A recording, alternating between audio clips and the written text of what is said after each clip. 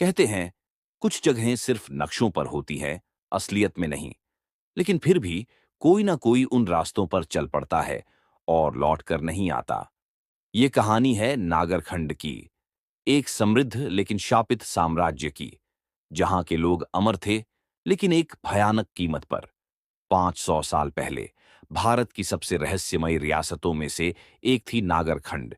यहाँ की धरती सोना उगलती थी, लोग लंबे समय तक जीते थे और राजा महासेन को देवता की तरह पूजा जाता था।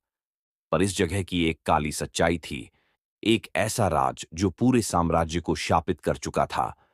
क्या तुमने कभी सुना है कि कोई राजा मरने से डरता हो? राजा महासेन ने जब सिंहासन संभाला, तब उसे एक भविष्यवाणी बताई गई। जिस दिन राजा की मौत होगी, उसी दिन पूरा साम्राज्य राख में बदल जाएगा। डर के मारे महासेन ने एक रास्ता ढूंढा, अमर होने का रास्ता। पर अमर होने के लिए क्या करना पड़ा? इसकी कीमत थी रक्त, इंसानी रक्त।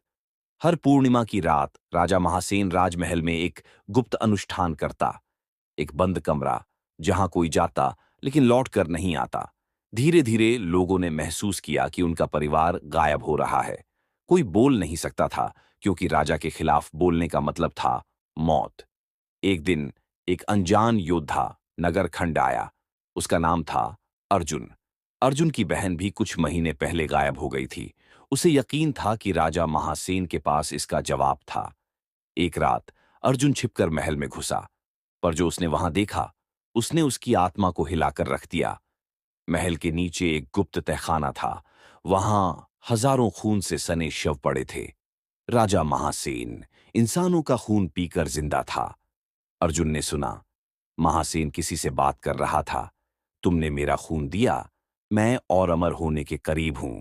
पर वहां कोई नहीं था। महासेन खुद से बात कर रहा था, पर असल में वो खुद से नहीं, बल्कि एक प्राचीन शक्ति से बात कर रहा था। राजा महासेन मानव नहीं था, वो एक दानव का दास था।